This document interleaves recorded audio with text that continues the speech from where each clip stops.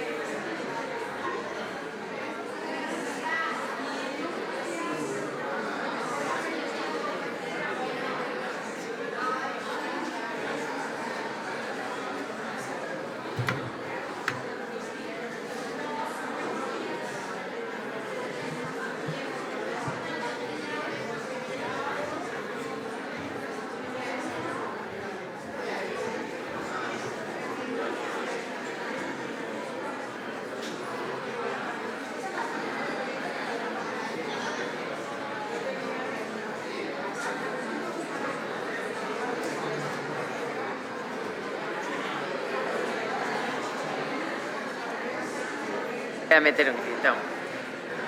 Venga, buenos días. Vamos a empezar. Sí.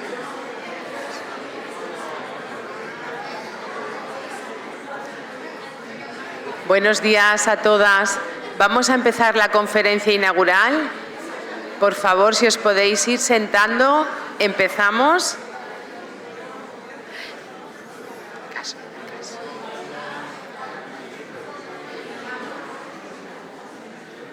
Seguimos con ganas de hablar, ¿eh? Esto... Santi, siéntate. Venga. Gracias a todas por haber madrugado, ¿no? para venir a vernos de nuevo. Os voy a presentar a Dani Gil Martorell. Es un honor para mí. Es un profesional de referencia en el ámbito del trabajo social sanitario y, sin duda, uno de los grandes valores de la Asociación Española de Trabajo Social y Salud, además de un gran amigo y compañero de viaje en este camino compartido que es el trabajo social sanitario. Diplomado en Trabajo Social y licenciado en Filosofía por la Universidad Complutense de Madrid y experto universitario en Migración por la Universidad Pontificia de Comillas, Daniel ha desarrollado una trayectoria sólida y comprometida, tanto en la práctica profesional como en la gestión, la docencia y la participación institucional. Desde abril del 2021 es jefe de Servicio de Trabajo Social del Hospital Universitario Puerta de Hierro de Majadahonda, Madrid, donde impulsa una visión del trabajo social basada en la humanización de la atención sanitaria y la mirada integral al paciente y a su entorno. Para Daniel, el trabajo social sanitario es en sí mismo una expresión de humanización, una forma de tender puentes entre el sistema de salud y la realidad social de las personas. Ha desarrollado su labor profesional en los centros de salud mental de Torrejón de Ardoz, Alcalá de Henares y Colmenar Viejo, en los servicios de salud mental del Hospital Universitario Príncipe de Asturias y del Hospital Universitario La Paz, donde también fue secretario de la Comisión de Rehabilitación. Su experiencia se centró en la atención a personas con enfermedad mental grave y duradera, la rehabilitación psicosocial, la coordinación sociosanitaria y el trabajo en red. Docente vocacional, ha impartido clases en el Centro Superior de Estudios Universitarios de La Salle y desde el 2012 en la Universidad Pontificia Comillas, donde forma parte de la Facultad de Ciencias Humanas y Sociales. Comprometido con el desarrollo profesional del trabajo social sanitario, Daniel también fue decano del Colegio Oficial de Trabajo Social de Madrid del 2020 al 2023, tras haber sido vicedecano primero y miembro de la Junta desde 2008. También fue vocal y vicepresidente del Consejo General del Trabajo Social entre el 2010 y 2014. Es patrono de la Fundación Humans, miembro del Comité Asesor Multidisciplinar de la Asociación Española de Afectados de Cáncer de Pulmón y participa muy activamente en nuestra sociedad científica y en la Asociación Madrileña de Salud Mental. Su trayectoria, su compromiso ético y su capacidad de liderazgo lo convierten en un referente imprescindible. Pero más allá de su brillante carrera, quienes lo conocemos sabemos que Daniel es sobre todo una persona generosa, cercana y profundamente comprometida con la dignidad y el bienestar de las personas a las que da servicio. Un verdadero compañero de camino en la construcción de un trabajo social sanitario más humano, más justo y más presente en la sanidad del futuro. Como dice su adorado Simeone, como en las grandes batallas, a veces no gana el mejor, sino el que está más convencido. Y Daniel es el que está más convencido. Gracias, Daniel.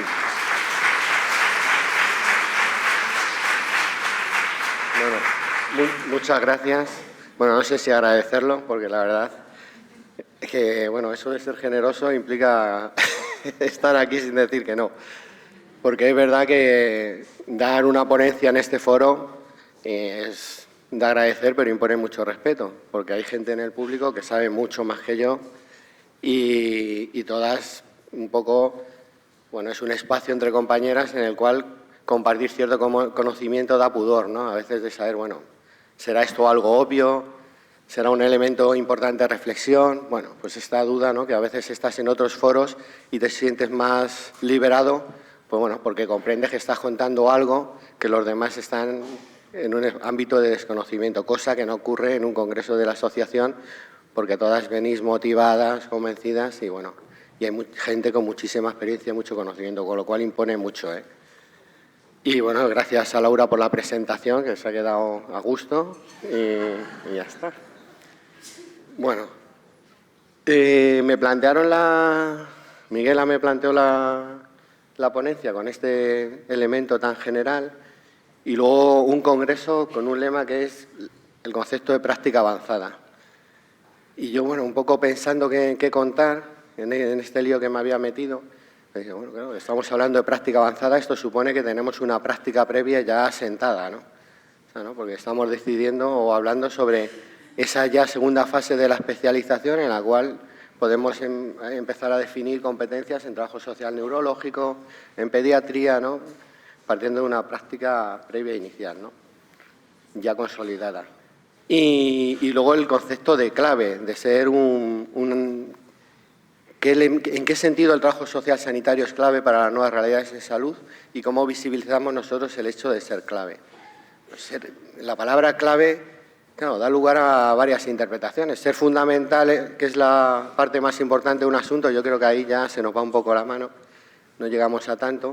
Sí podemos ser cruciales, ¿no? Porque nuestro trabajo decide el resultado de algunas acciones, decisivos. La capacidad de resolver, somos bastante decisivos en muchos procesos. Un elemento necesario para la existencia y el funcionamiento de algo. Realmente, como comentó ayer Zapata, uno de los retos es que lo sociosanitario y el trabajo social en ese espacio es decisivo para el sostenimiento del sistema.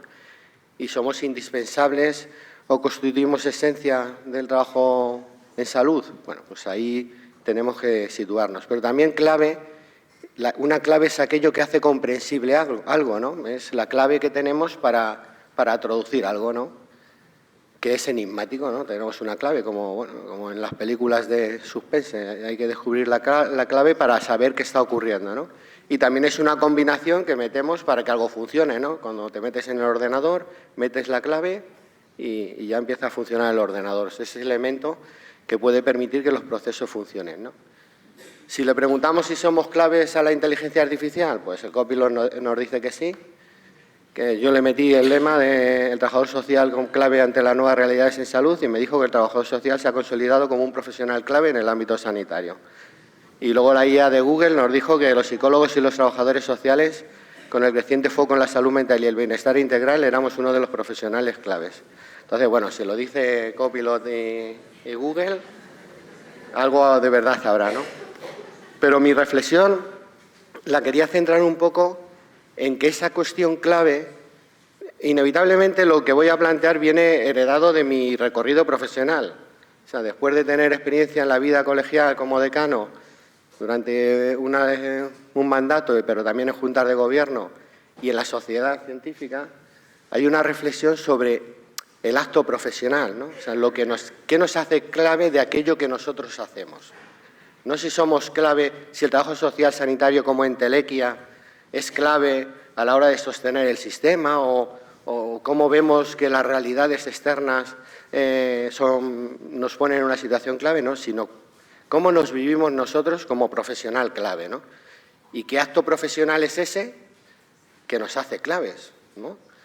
Me daba un poco de miedo la ponencia porque voy a tratar algunos puntos que pueden parecer obvios, como el concepto de acto profesional, pero sobre el que muchas veces no reflexionamos, ¿no?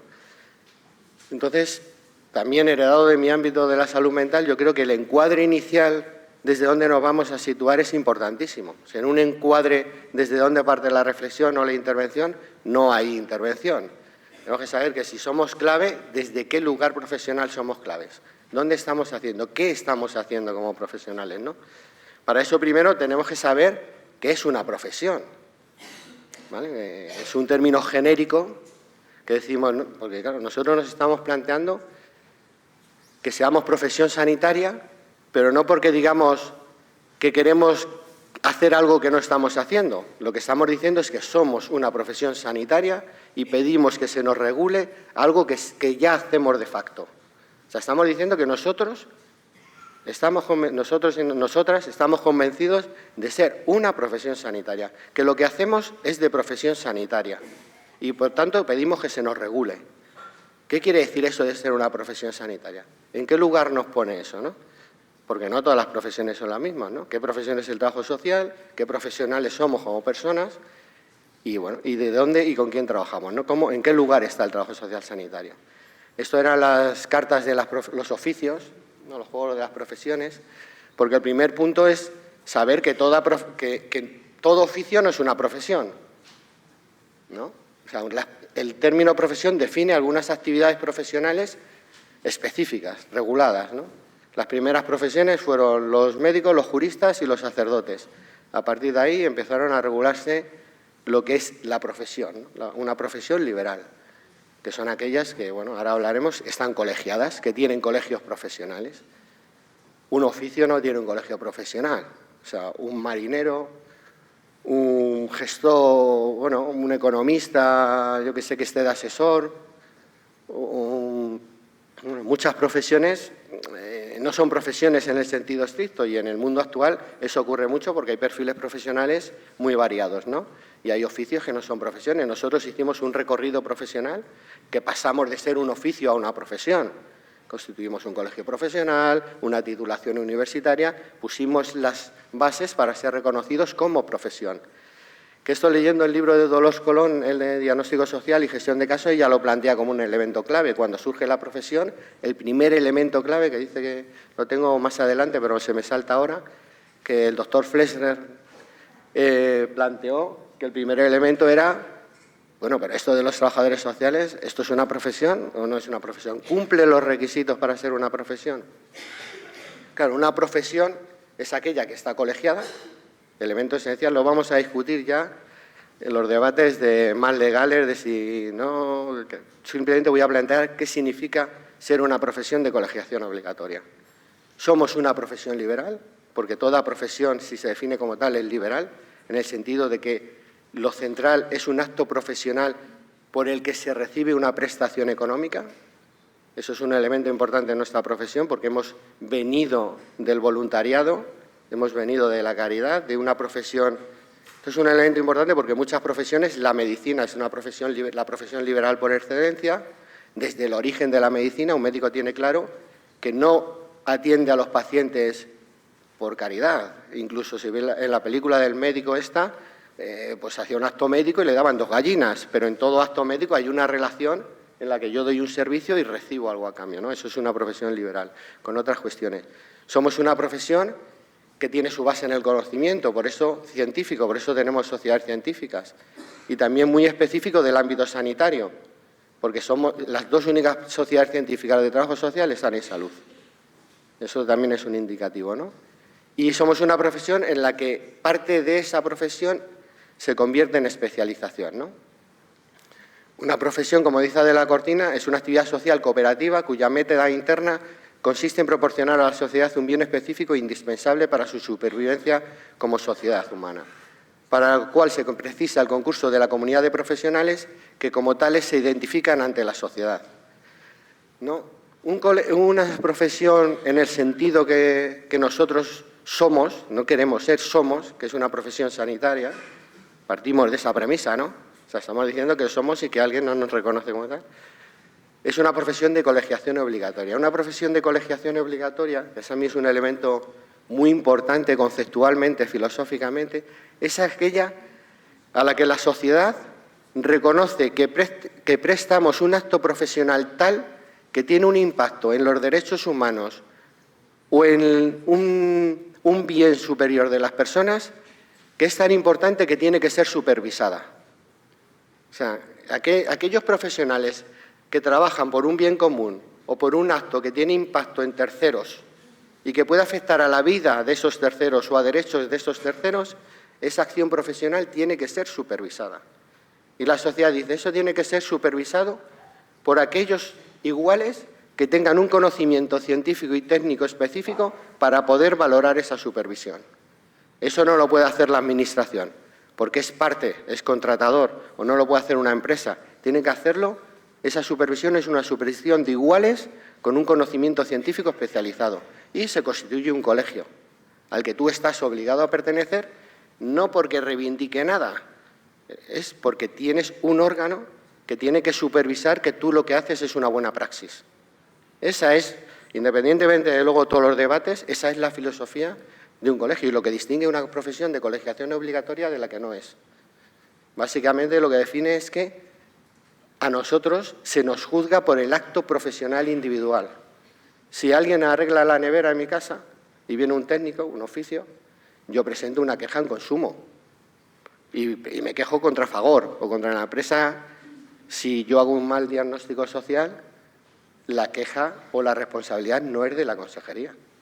Un profesional, la responsabilidad es suya individual, ¿vale?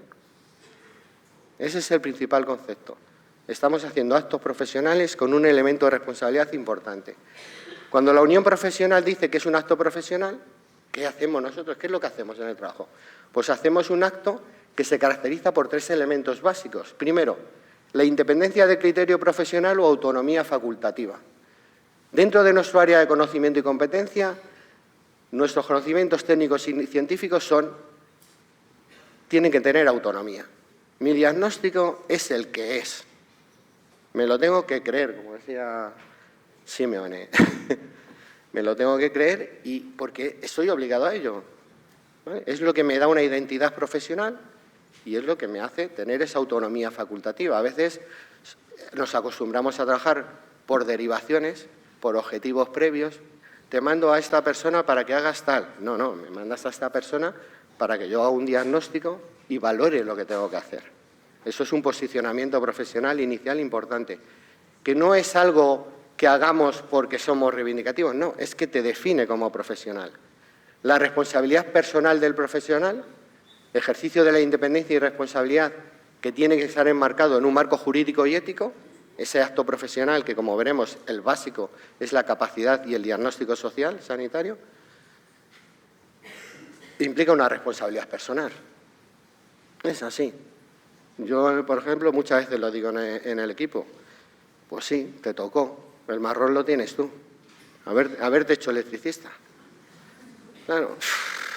¿Es que va a ir a no sé dónde? Pues tú verás.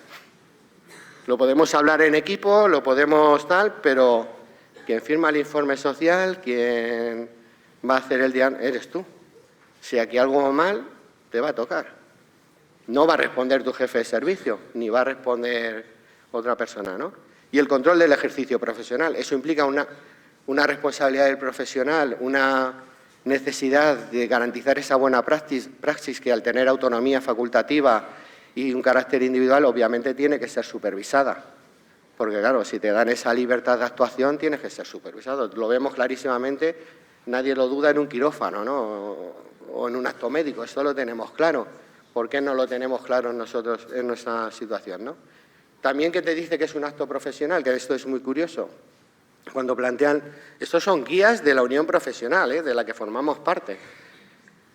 Si un profesional actúa, tiene que estar basado en el conocimiento, es obligación del profesional, no voluntariedad, tener una formación específica y un conocimiento científico, técnico-científico propio de la profesión.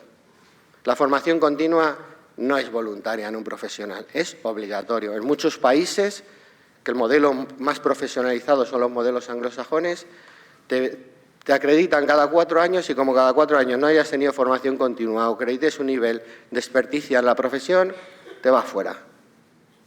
Punto. O sea, yo no puedo tener mi título de hace 30 años, no haber hecho ningún curso de trabajo social y poder ejercer al día siguiente. Ahora mismo se puede hacer, ¿no? Pero si realmente reivindicamos un acto profesional, sobre eso deberíamos reflexionar. Independencia y responsabilidad, un marco jurídico y ético específico, ¿vale? Nuestros actos están regulados por un marco deontológico, ético y jurídico. El impacto social, el impacto a terceros, nuestros actos profesionales siempre impactan sobre personas. Tengo ahí a Izaskun, el diagnóstico social es un acto relacional, ¿no? O sea, implica siempre, a diferencia de otros, un acto de relación y un impacto en un tercero. Un compromiso con el desarrollo y un elemento importante que además salió aquí, en los grupos, la documentación y la trazabilidad. Escribir en la historia clínica o en la historia social no es optativo, es obligatorio. Es que como profesional liberal o como profesional colegiado estás obligada a escribir tu intervención en un soporte documental que permita la supervisión posterior. ¿Vale? O sea, es que nos estamos poniendo, o yo quería poner esta reflexión dentro de lo que es el deber profesional, ¿no? Bueno, el deber profesional, que todas estas éticas son unas éticas kantianas, ¿no?, del deber. O sea, no estamos hablando de un capricho, sino yo me defino como profesional. Además, estoy diciendo que soy profesional sanitario, porque en los oficios no es lo mismo un oficio que una profesión, pero no es lo mismo todas las profesiones. O sea, esto es como el fútbol. No es lo mismo jugar en un equipo del barrio que ser futbolista profesional. Y no es lo mismo estar en el Real Madrid que en el Rayo. Nosotros somos como el Rayo Vallecano. Claro, estamos pidiendo jugar en primera e incluso en Europa, ¿no? Estamos diciendo que nos queremos identificar como profesiones sanitarias igual que los médicos, igual que la enfermería. Entonces, bueno, vamos a saber en qué estamos jugando. O sea, si decidimos eso, que ya lo hemos decidido, ¿a qué estamos jugando, no? Y son éticas muy centradas en el deber profesional, ¿no? En que el acto profesional es un deber en el sentido que tienes que hacerlo por tu marco deontológico y normativo profesional, no por un objetivo de la intervención. O sea, lo tendrás que hacer siempre, ¿no? En relación a todo esto, el elemento principal que plantean siempre a los profesionales es la integridad como pilar ético del acto profesional. A mí me gusta esta frase de: la integridad se manifiesta en la coherencia entre el hacer, el pensar y el sentir del profesional. Un profesional íntegro sabe que su comportamiento no solo lo define a él mismo, sino también a la profesión que representa. Ayer, y lo hemos hablado en los pasillos, a Zapata se le escapó en toda la presentación tan genial que hizo, que gran parte de su sensibilidad a lo social le venía de que había trabajado en un equipo donde el impacto de la trabajadora social que había tenido era importante, ¿no? Eso lo tenemos que tener en la cabeza, ¿no? Somos claves porque en esos actos profesionales del día a día somos claves, ¿no? Y el deber profesional orienta el acto, ¿no? El deber profesional proporciona ese marco normativo y el acto realiza el deber, ¿no? Voy a ir un poco rápido porque me voy enrollando, ¿no? El acto profesional, que lo básico del acto profesional nuestro es el diagnóstico social, como ahora os contaré, pero voy a ir a la famosa Ley de Ordenación de Profesiones Sanitarias, que, bueno, hablamos de ella siempre, pero luego hay que leerla, ¿no? Cuando nosotros decidimos ser profesión sanitaria, la ley además lo dice claramente cuando regula, ¿no?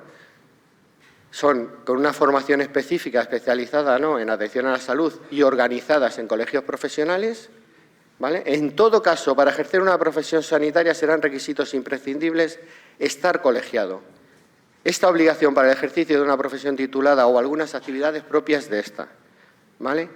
El servicio a la sociedad, el interés y salud del ciudadano es fundamental. El cumplimiento riguroso de las obligaciones deontológicas, la plena autonomía técnica y científica, la formalización escrita del trabajo y la unificación de criterios bajo la evidencia científica, ¿vale? Cuando hablamos de todo esto, que han salido en los grupos como retos en los distintos ámbitos, a veces lo pensamos como eso, como un objetivo opcional que podemos plantear. No, si decidimos estar aquí, es esto lo que hay que hacer, ¿no? ¿Por qué esta importancia del acto profesional no ha cuajado tanto en nuestra profesión? Primero, porque nos cuesta definirnos como profesión liberal, porque somos una profesión que ha surgido del voluntariado. Nos cuesta a veces nos ha costado mucho ver que podía haber un gabinete privado de trabajo social, ¿no? Que yo puedo poner una consulta y recibir dinero por mi servicio. Nos sigue costando mucho que pueda haber competencia entre actos profesionales, que un trabajador social o una trabajadora social que hace mejor trabajo podrá cobrar más que el que hace otro trabajo mismo, pero peor, ¿no? Igual que un buen médico tiene una consulta que tiene mucho prestigio y tal, y puede cobrar 200 euros por consulta porque es muy bueno, y otro cobrará menos. Eso es un acto profesional libre, ¿no? A nosotros eso nos cuesta mucho, porque venimos de una herencia histórica. Y somos una profesión muy, muy joven. No puedo evitar decirlo, me está que lo comento. Pero claro, cuando Dolors dice siempre que la primera trabajadora social, no sé con quién lo he hablado esta mañana con Antonio, se creó en 1905, ¿no? La primera trabajadora social en el hospital de Massachusetts, dichoso este. Se podría decir, bueno, la primera trabajadora social en 1905, y ahora ya estamos hablando de ser profesión sanitaria, tenemos una producción científica importante. Bueno, el Atlético de Madrid se fundió en 1903, 2 años antes. O sea, que tampoco nos tiremos el pisto diciendo que es que, bueno, a ver, somos un poquito más jóvenes todavía que un equipo de fútbol, ¿no? Luego, otro elemento importante que nos impide asumir como elemento clave el acto profesional es el origen técnico de la profesión, ¿vale? Todas las antiguas diplomaturas heredamos un carácter técnico, bueno, muy instrumental, muy de segundo nivel en la intervención, ese espacio que ahora están ocupando los grados superiores de formación profesional, pero nosotros ya no estamos en ese espacio técnico y eso implica un cambio de mirada. Muy relacionada la profesión al estado social y a lo público en su desarrollo, con una confusión histórica entre sistema y profesión histórica. Nosotros todavía hemos visto informes sociales firmados por la profesional y el director de un centro, ¿no? Cuestiones que consideramos muy centradas en el sistema. Definimos ámbitos de intervención por sistemas, no por actos profesionales, ¿vale? Y una tradición teórica, sobre todo los que nos hemos formado en los 90, en la que el trabajo social individualizado era un tabú. O sea, el trabajo social clínico, si yo en los 90 en la Complutense hablabas de trabajo social clínico, te quemaban en la hoguera fuera. O sea, la palabra diagnóstico durante mucho tiempo en la profesión fue un tabú, porque se consideraba un término clínico y un término clínico. Nosotros estábamos en la transformación social, en el ámbito más político y el trabajo social de casos que identificaba la profesión no era el elemento central, ¿no? Toda esta reflexión nos lleva a definirnos a dos elementos importantes, ¿vale? La extensión del acto profesional y la definición del espacio profesional a partir de este acto profesional y no del marco institucional. Primero, el acto profesional es todo aquello que hacemos. Cuando yo me coordino, soy responsable de esa coordinación. Yo siempre digo, cuando yo me coordino por correo electrónico con una compañera, cojo el correo electrónico y le pongo en la historia, ese acto profesional no es de la compañera de servicios sociales. En el momento en que lo hago mío y lo escribo en una historia, soy responsable de esa intervención. Lo tengo claro, asumo eso como un diagnóstico mío, ¿vale? Muchos de los temas, por ejemplo, de protección de datos, se solventarían si tuviéramos claro este concepto de acto profesional. Porque no son problemas de protección de datos, son problemas de secreto profesional o de confidencialidad, ¿vale? Si a mí me llaman desde servicios sociales preguntándome por una paciente si está en tratamiento o no, eso no es un problema de protección de datos, eso es un problema ético y de intervención en relación a lo que estamos haciendo con esa paciente o con esa familia. El hecho de preguntarle o no sobre la intervención requiere una valoración nuestra. Si está capacitada, si no hay una situación de riesgo, entonces, por respeto y por autonomía, tendré que evaluar esa situación antes de coordinarme.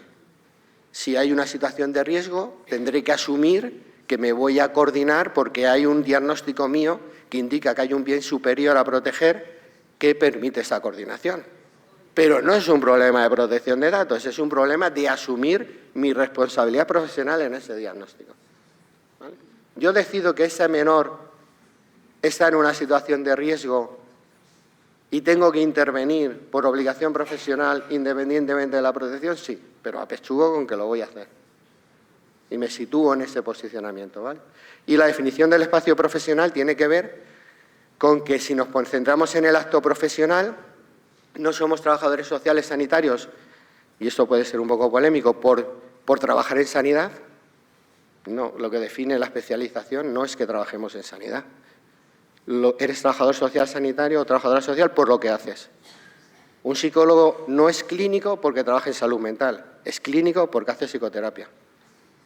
Lo que define su acto profesional es lo que hace, no dónde lo hace.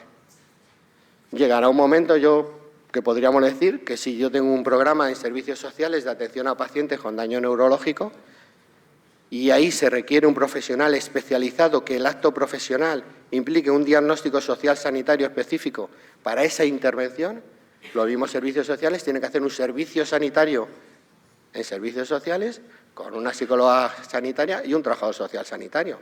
Ese trabajador social sanitario no estará contratado por sanidad, pero estará haciendo trabajo social sanitario. Las compañeras de las asociaciones de pacientes, muchas están haciendo trabajo social sanitario. ¿Son sistemas sanitarios? Bueno, en un concepto amplio podríamos verlo así. Pero lo que tenemos que pensar es eso. ¿Qué nos define? Lo que nos define es el acto profesional, si somos una profesión en ese sentido. El diagnóstico social es el elemento central de cualquier profesional. Lo que te convierte en un profesional y en la responsabilidad del acto es la capacidad de diagnóstico. Esto la enfermería lo tiene clarísimo. La ANANDA y la pelea que tienen por el carácter por la capacidad prescriptora y por el informe de cuidados tiene que ver con que saben que el diagnóstico las pone en un espacio de relación con el otro distinto. Si no diagnosticas, eres profesional subsidiario. Otro hace el diagnóstico y te manda a ti para que hagas.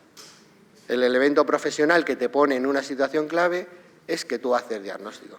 Puede que la intervención que te manden sea un trámite menor, lo que sea, pero lo principal es tener claro que tú haces ahí un diagnóstico, ¿vale? Ya hay gente como Izaskun o Dolors o profesionales trabajando mucho de cómo se elabora ese diagnóstico, pero es la base del acto profesional, ¿no? Evita la improvisación, personaliza, genera responsabilidad profesional y facilita la evaluación. Muy rápido, porque me enrollo, sabía que me iba a enrollar. El diagnóstico profesional, también en una guía de la Unión Profesional, te dice que es una fundamentación científica técnica, que implica una responsabilidad, que el profesional responde por su diagnóstico, que un diagnóstico incorrecto puede tener consecuencias graves. Un diagnóstico incorrecto nuestro puede implicar que pases a la lista, que no te den una plaza en un determinado sitio. O sea, tenemos actos que afectan muy directamente sobre la vida de las personas. O sea, es que en eso tenemos que ser conscientes, que somos claves porque nuestros actos profesionales inciden sobre elementos de la vida de las personas muy importantes de los que a veces no somos conscientes, ¿vale? Ir a una residencia, aunque parezca algo, bueno, es que estoy gestionando solo los recursos. Bueno, pero es que esos recursos cambian la vida de las personas, ¿vale? Es como si un médico me dijera, no, es que solo hago recetas, ¿no? O sea, un médico lo tiene tan claro que lo único que te hará será hacerte una receta de ibuprofeno, pero previamente ha hecho un diagnóstico para hacerte la receta de ibuprofeno. Y lo mismo ha estado 10 minutos, pero a él no le quitas eso de la cabeza, porque es verdad, ¿no? Un interés público que tiene que estar regulado, da legitimidad al acto profesional y protege al usuario, ¿no? Ya decía Mary Richmond que la única práctica lamentable del trabajo social es aquella en la que por falta de información y por falta de análisis lógico se actúa con ligereza de una intervención basada en suposiciones. Esa frase me parece buenísima, ¿no? Y Dolors nos dice también en este libro, me ha encantado, cómo evitar que el trabajo social sanitario se vea como una ayuda discrecional, opinativa, sentimental o habilidosa y no como una ayuda racional, ¿no? En los conocimientos y los métodos de la profesión, en el diagnóstico social sanitario, ¿no? El diagnóstico es un elemento central del acto profesional, nos sitúa como elemento clave y como elemento clave también en la necesidad de investigación, marcos teóricos y conocimientos especializados. La base está ahí. Ya en la cartera de servicios de la asociación se trabajó este tema, se introdujo como servicios de diagnóstico social. Yo creo que es un elemento que tenemos que ir avanzando sobre el concepto de diagnóstico y el aclarar ciertos conceptos. Para mí es el elemento clave y el principal reto de la profesión es cómo nos situamos en el diagnóstico social y en el diagnóstico social sanitario. Mi sensación es que el diagnóstico social sanitario va a poder arrastrar a gran parte de la profesión, porque este tema, nosotros por contagio con profesionales en el que el diagnóstico es un elemento clave, lo podemos estar planteando aquí, pero en otros ámbitos o en servicios sociales habría una reflexión importante sobre el diagnóstico, porque pasar escalas o no es diagnosticar. En el código deontológico también habría que darle un repaso porque el diagnóstico aparece como elemento subsidiario del informe, de las escalas, pero no tiene un peso específico como acto profesional. Dolors lo ha trabajado muchísimo, es un factor diferencial del trabajo social sanitario, en el que el calificativo de sanitario es la clave y en el diagnóstico es de donde converge lo social y lo sanitario. Incluso lo sociosanitario, vamos a ser claves en el ámbito sociosanitario, en esa coordinación que planteaba Zapata, si somos claves a la hora de introducir el diagnóstico social sanitario en la misma evaluación. Ese concepto de que la coordinación sociosanitaria empieza con la evaluación integral en salud. Cuando yo hago un diagnóstico social sanitario, ahí se activa la coordinación sociosanitaria, ¿vale? No cuando llamo a la compañera, no en ese acto, ¿no? Esto es de Izaskun, ¿no? Que el desarrollo conceptual del diagnóstico social pone en juego la identidad y la pervivencia del trabajo social como disciplina científica. Ahí es donde nos estamos jugando ser claves en los dos sentidos, en esenciales y en ese elemento que hace nuestra intervención inteligible. Es que sin esto a veces nos visibilizan de otra manera, ¿no? Y es de naturaleza intelectual y relacional, ¿no? Este diagnóstico y voy a ir ya liquidando para abrir un turno de preguntas, nos hace clave, yo creo que en 3 elementos fundamentales. En la sostenibilidad del sistema, en este elemento de que realmente nuestro acto profesional hace sostenible el sistema, desde 3 visiones: lo hace sostenible económicamente, lo hace sostenible socialmente y hace sostenible los sistemas familiares y las redes con las que intervenimos. ¿Vale? Yo creo que el elemento de que todo nuestro trabajo, nuestra capacidad diagnóstica de introducir el factor social en la evolución integral del paciente, permite trabajar ingresos hospitalarios más breves, que la persona esté atendida en el recurso adecuado para sus necesidades. La capacidad de introducir esos factores hacen que el sistema pueda ser sostenible económicamente y el sistema nos demanda esa capacidad de investigación y de estudio para hacerlo sostenible. Porque saben, yo cuando tenemos casi 2 plantas enteras pendientes, como dicen los médicos, de alta social, eso es un valor. Sé que es un marrón y que la pelea es que no hay altas sociales y tal, pero es un valor. El sistema te está diciendo que tienes capacidad de optimizar las altas y bajarlas de 8 días a 5 días. Eso es un pastón. O sea, es que no somos conscientes del poder que es tener el control, el manejo de 2 controles de enfermería. En atención primaria, una atención primaria fuerte es sostenible para el sistema sanitario. Una continuidad asistencial entre trabajo social es importantísima. La ayuda a domicilio, la gestión de ayuda a domicilio. Si valoráramos económicamente todo el ahorro de camas hospitaleras que supone la coordinación sociosanitaria que hacemos para que la gente viva en el domicilio, si empezáramos a medir eso, vamos, está clarísimo que el diagnóstico es importante. A nosotros en el hospital me plantearon a mí, porque no lo hice extensible, porque no tenía ni idea de cómo hacerlo. Hay un programa de inteligencia artificial en la urgencia para evaluar cuando hay 60 personas para ingresar en el hospital y 60 personas en la urgencia y pocas camas, cómo iban ingresando, ¿no? ¿Cuál era la prioridad? Y la dirección médica planteaba que si podíamos introducir factores sociales que permitieran evaluar la prioridad en el ingreso. Si tengo 2 personas con una fractura de cadera, ¿a quién ingreso? ¿A la que tiene red familiar, etcétera, y puede aguantar en la urgencia un tiempo? ¿O a la que está sola y no tiene familiares y está en la urgencia? Y en la dirección médica decía, es que deberíamos de ingresar a la persona que está sola, si la otra tiene apoyo y puede permanecer un día en la urgencia, etcétera. Era un tinglado de introducir en el programa de inteligencia artificial factores sociales, etcétera, pero ya te daba una idea de lo que nos estaban pidiendo, ¿vale? Y luego la equidad, en el sentido de que nuestro diagnóstico y el diagnóstico en este sentido de acto profesional con un componente ético y valorativo importante, ¿no? Esa responsabilidad, inevitablemente nuestra profesión implica el trabajo con poblaciones en situaciones desfavorecidas, el trabajo por la justicia social, todo eso que introducimos que permite la equidad en el sistema. La gente que no accede al sistema sanitario, la gente que se encuentra en situaciones de exclusión, las personas que se pierden en los intersticios del sistema, todas estas cosas que intervenimos introducen un elemento fundamental del diagnóstico que es la equidad. ¿Vale? La burocracia en la que nos manejamos nosotros, que a veces vemos que la gestión o establecimiento de baremos es un elemento burocrático, que es un acto profesional, lo que está garantizando es la equidad de acceso al sistema.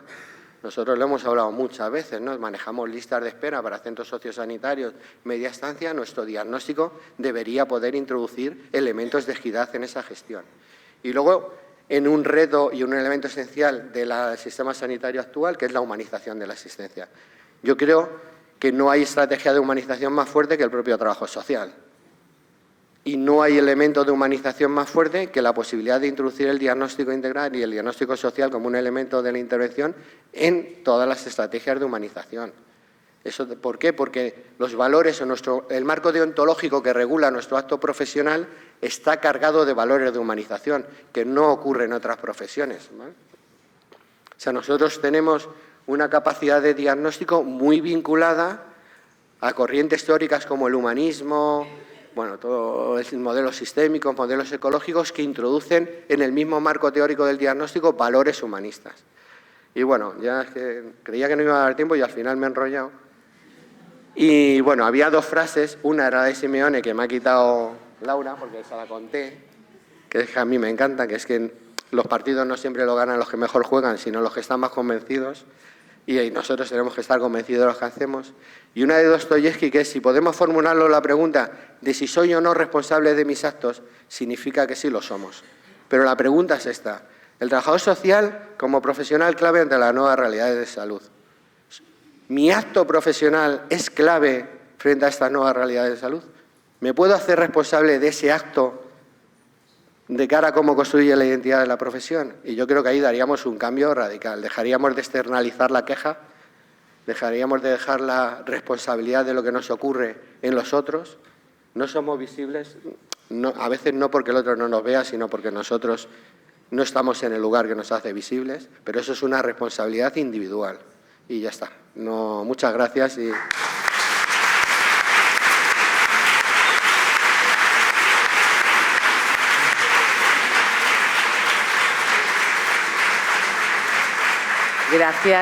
Gracias, Dani.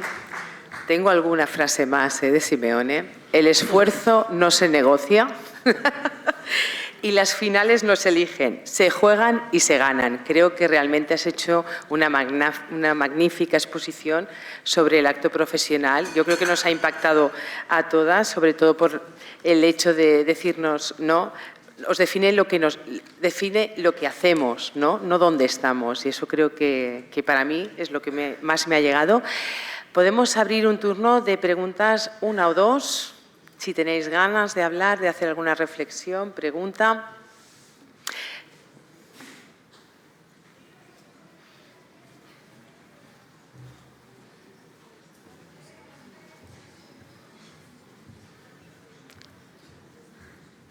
¿Os habéis quedado tan pasmaos que no podéis? Por ahí hay una pregunta. Es la resaca.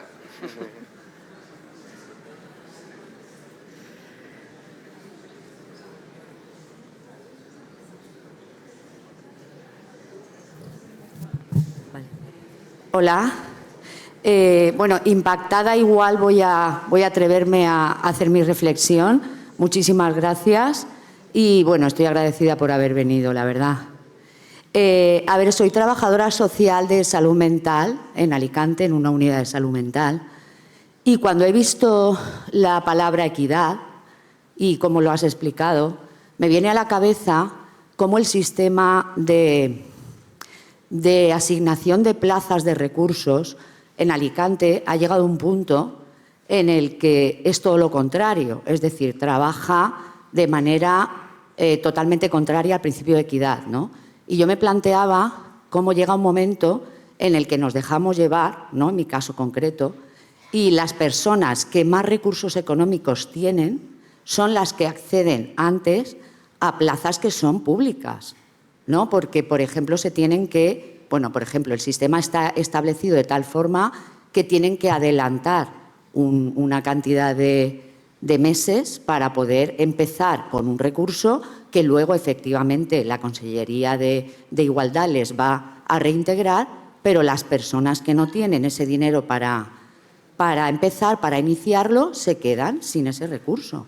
Con lo cual, estamos viendo continuamente, yo veo continuamente cómo trabajamos y funcionamos en contra de ese principio. Mi planteamiento y mi pregunta, aprovechando que creo que ha dicho la compañera que trabajas en salud mental, es si en algún momento te ha pasado esto, os ha pasado esto y habéis encontrado alguna fórmula para poder volver a tener presente ese principio de equidad.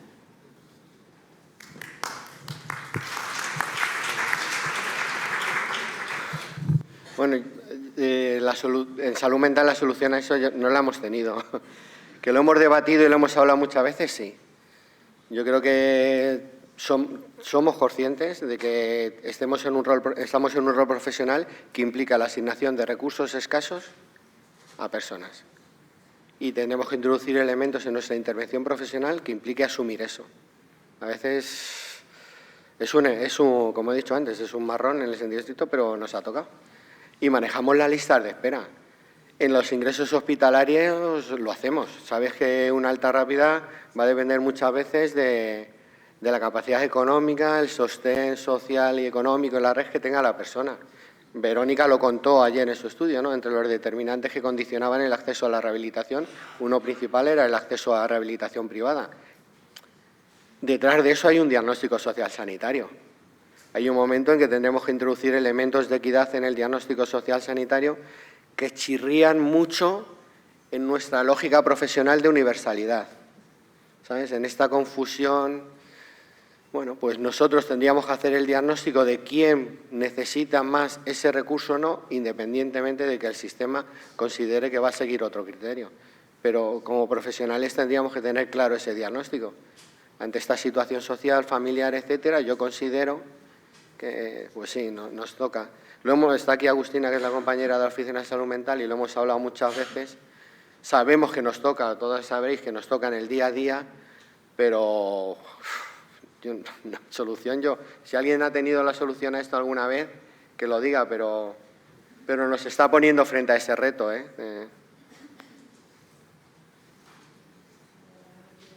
¿Va? No va. Aprieto. Hola, buenos días. Soy Marta Cantón, trabajadora social de hospitalización domiciliaria del Hospital Clínic de Barcelona.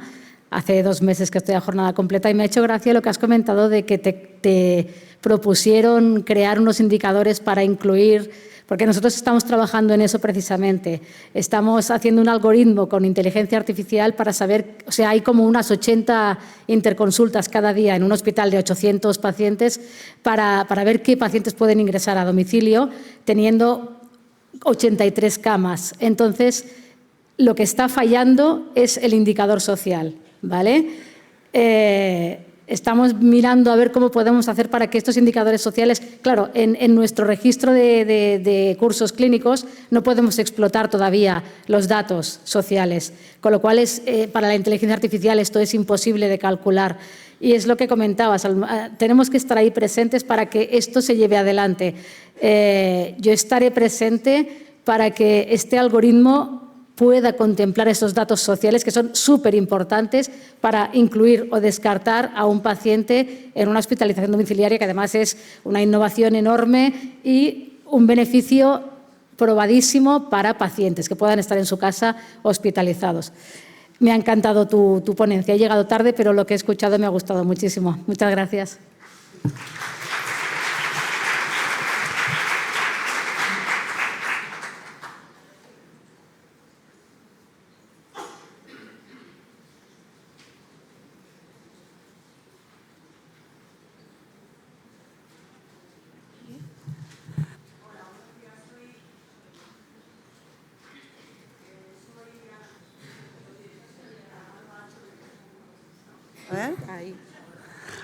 Ahora, no soy cantante porque soy Ana Mota y bueno, trabajo en primaria en Villaverde Alto. No sé si es una reflexión o bueno, el acto esencial de la profesión del trabajo social sanitario que se está hablando, Dani, ¿existen estudios del impacto que tenemos institucional o en el impacto social o habría que crearlos? Yo creo que hay estudios y luego en salud mental hay muchísimos estudios, por ejemplo, que justifican, que miden la intervención comunitaria y cómo económicamente eso evita ingresos hospitalarios y tal. Lo mismo específicamente liderados por nosotros, no, pero estudios en general que podemos utilizar para poner en valor, yo creo que hay algunas cosas muy aprovechables. Por ejemplo, en todos los modelos de gestión de casos hay bastantes estudios que demuestran que la intervención con gestión de casos optimiza el sistema y tiene un impacto y es económica. La gestión de casos es un modelo de intervención propia del trabajo social y que deberíamos de recuperar. Pero, por ejemplo, ahí nos permitiría gran parte. Nos falta mucho, ¿eh? O sea, yo creo que es verdad que por lo menos en Madrid llevamos registrando actividad y teniendo datos muy poco tiempo. Entonces hay que tener para estas una mirada longitudinal que todavía no sé si tenemos. Lo hablábamos por aquí en los pasillos. Yo creo que un reto muy importante de esto también es, y estos congresos valen para ello, poder hacer estudios comparativos. Deberíamos poder mirar qué estamos haciendo en el Gregorio Marañón en Madrid con el Clínic de Barcelona, hospitales, estos estudios que nos permitan comparar metodologías de diagnóstico, etcétera, y empezar a crear criterios comunes y medir el impacto. Ahí yo creo que tenemos un reto, todavía En esta confusión entre sistema y profesión, que implica que estamos poniendo por encima nuestro marco institucional de nuestro acto profesional, aquí nos genera una limitación. Ese congreso, que sabéis que somos una sociedad científica de, como he dicho, las dos únicas que hay son de salud, sí que nos moviliza eso. Estamos aquí todos reunidos pues porque nos consideramos trabajadores sociales sanitarios y vamos a compartir conocimiento. En el conjunto de la disciplina del trabajo social, esto es bastante ciencia ficción, ¿eh? El hecho de que en este congreso se hayan presentado 133 comunicaciones, yo creo que ya es un paso, ¿no? Todas nosotras, ¿no?, hemos hecho el esfuerzo de elevar a la práctica la teoría para explicarla aquí, con lo cual yo creo que será muy interesante los siguientes espacios de comunicaciones orales a los que os invito a ir a partir de las 10:30. Ahora tendremos un acto institucional, después recordar que a las 10:30 tenemos las comunicaciones orales. Todas vosotras sabéis más o menos dónde tenéis que ir, sabéis el número y la sala, y las moderadoras también en los espacios ya tienen la documentación que tienen que rellenar. Damos paso al acto institucional. Muchas gracias.